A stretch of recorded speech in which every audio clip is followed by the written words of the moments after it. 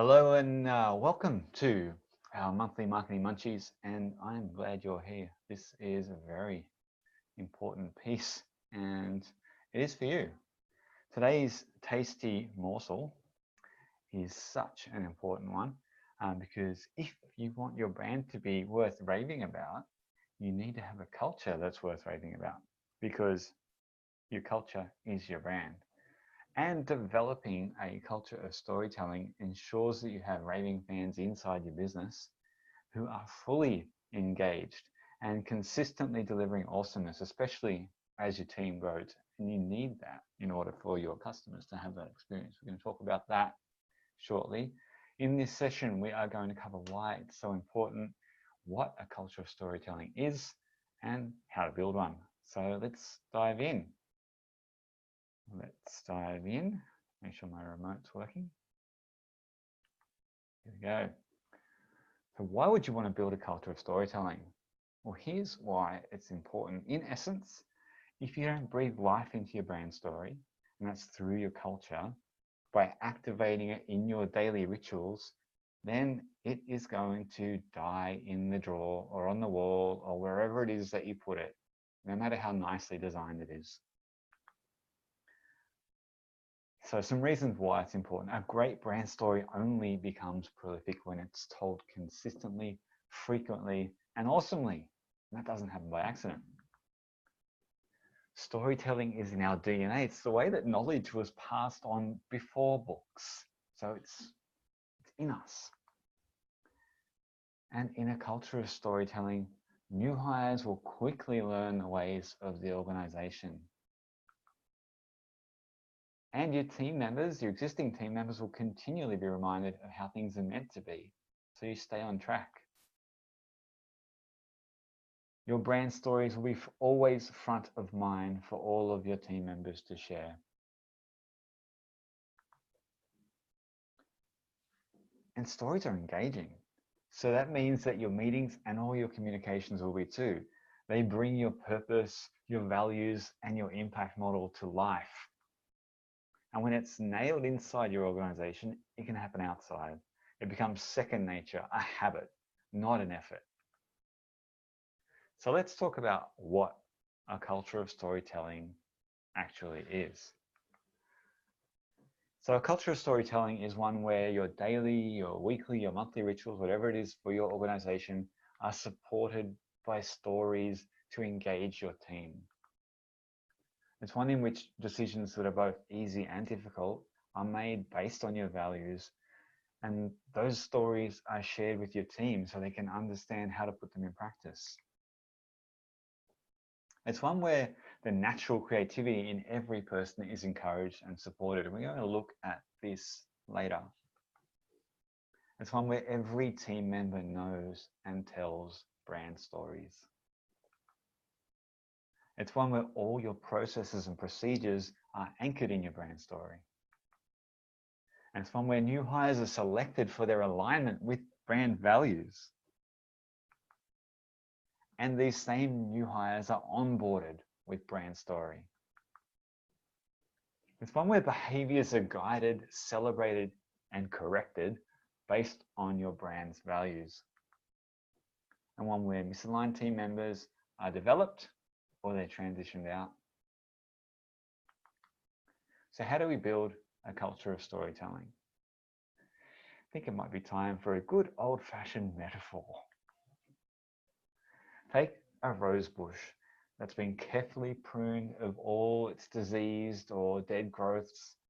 Every branch that was shooting off in a wild or undesired direction has also been trimmed back, or at the very least, it's been redirected. The soil that the plant is growing out of has been painstakingly weeded and organically enriched.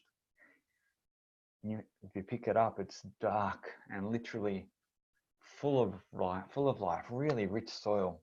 And when such a rose bush is watered regularly and pruned, when it's weeded and fertilized lovingly, over time, it will produce beautiful, fragrant roses that will delight everyone.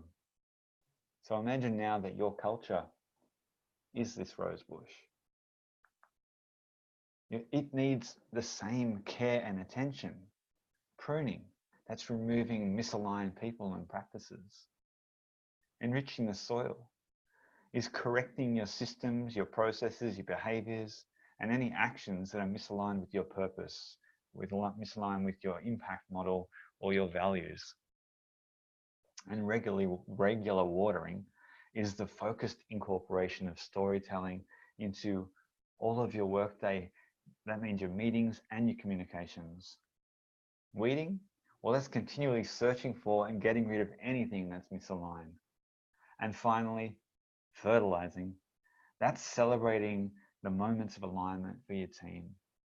And of course, any impact milestones. What you want to do there is bring all the good stuff to focus. We're going to go deeper on these now, so you can see how to implement them in your business. Starting with pruning. Pruning creates trust. When the environment and the team support your new purpose, if you've been tracking along with what we've been doing here, you may have a new purpose now, impact model, and espouse values for your brand, or you could be working on them. So when your environment and team support these, your people can trust your organization to a greater degree. The process that you go through to identify any conflicts or clashes, and then your journey to correct them and implement them, they're all valuable brand storytelling opportunities that you can share with your team. And when you do, it establishes trust. It strengthens that trust. This trust is what helps your team feel comfortable bringing their discretionary and creative energy to work. Everyone is born creative. They just need the trust to be that creative person in whatever way that is for them.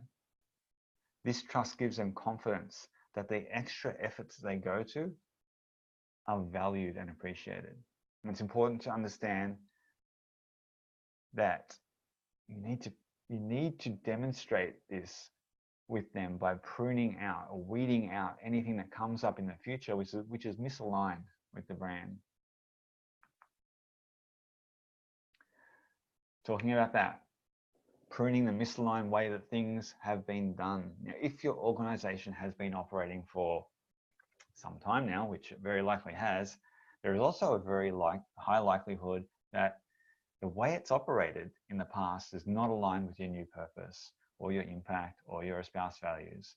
And we're talking about here your structures, your policies, your procedures, and any incentives. When these are misaligned with the new brand story, they lead to decisions and actions and behaviors that are misaligned. And this, when your team see it, creates trust issues. As they see the changes that you've gone through with your brand story, it's only being surface level or tokenistic. When it comes to values, what's modeled is law. So if there are any misalignments, now's the time to review them and redesign your systems, your policies, your procedures, or any incentives that are conflicting. Prune. Misaligned people. You've got to prune out misaligned people. Recruitment is one of these procedures that needs to be redesigned, because when team members were not hired to fit the current culture, there could be a misalignment. Very likely there is. And this can lead often to sabotaging of the culture, either knowingly or subconsciously. And for misaligned people in your team, you want to have a development plan that can align them, but that only works if there's a desire for them to align. If they're not, you also need to have a transition plan to quickly move them out, because that kind of thing is toxic for your culture. And what you accept becomes the standard. Enriching the soil. This is where you develop a strong internal framework for your culture of storytelling. And there are 5 steps to this, starting with number 1, selecting your champions. This is important if you have a large organization and it's unrealistic to hold one company-wide meeting, whether that's daily or weekly or whatever it might be for you, because it can be difficult to establish the storytelling momentum this way. So in this case, you need to select brand story champions in each of your departments. And that team comes together regularly to coordinate, share, provide feedback, and then champion the story throughout their respective groups. And of course, depending on the size of your champion team, you may actually need to have a full-time coordinator, and always be mindful of the additional workload that this can add to an already demanding role. The people that you choose for this should be more on the extrovert scale, and because it needs to be an energized position. Get the training. Storytelling is best told in many formats. We all communicate differently. We all are across different channels. Now, depending on your organization, this will range from spoken word in meetings, to video, to podcasts and other audio interviews, to email blasts, and all of the internal social media channels that you may be using. So get professional training for those who in your team have either volunteered or been volunteered to take care of this. Professional development in this area will pay for itself again and again in the quality of the content that's produced. Now, if handling these kind of productions in-house is unrealistic, then maybe you can look for a partner agency who you can retain some kind of long-term relationship to bring your story to life. Create the language. There's two parts to this. The first, this has been inspired by an awesome book called Moments by Chip and Dan Heath, because there will be moments for your team when someone will do something that is misaligned with the brand purpose or values or impact. And without an agreed way to address such a slip up, the moment can slip away and leave both team members less aligned with the brand. And this is especially the case when it's a new hire or a junior team member and the error was on the part of the CEO or a leadership team member. Now, you need to workshop this stuff and develop the language to address these slip-ups in a respectful and assertive way. Could be as simple as something like, "Excuse me, Luke, I noticed you did this just now, and it red flagged for me based on our value, blah, blah, blah." So it's important to role play this with many different scenarios for your team and your leadership team. This type of open conversation has to be normalized for your team. It goes a long way to establishing strength in the culture and self-tending of the garden, which is what you want. The language that you choose for these moments needs to fit your culture, and everyone must sign off on it. Every new team member that joins you will need to be trained in it and role played so that they are confident and comfortable using the framework. Now, the second part of this is creating the key story messaging. So similar to the languages to address those critical moments, it's also important to develop a common language throughout your team so they know what to say in storytelling opportunities. And this could be when basic questions are asked of them, such as, what does your organization do? Or how does your organization create value? Or how do you create impact? Whatever it might be for your organization, you need to have those standard responses, that framework, that language framework, so that your team can answer in the same unified voice.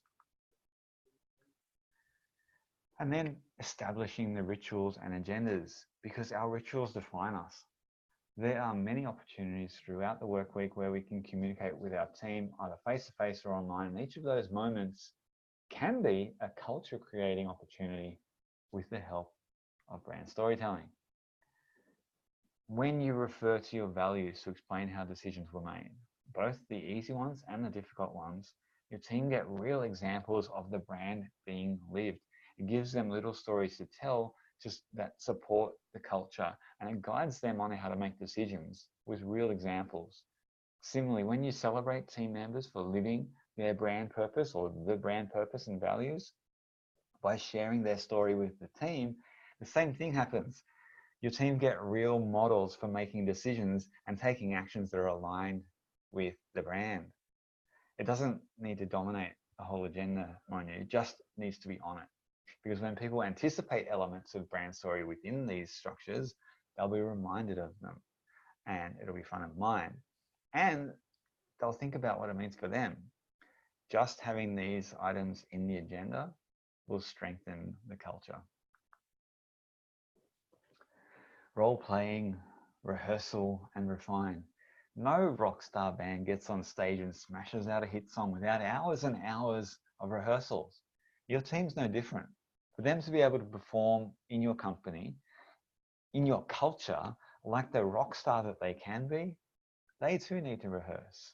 You need to rehearse as a group, and that means role playing all the scenarios that have brand story potential and help strengthen your culture.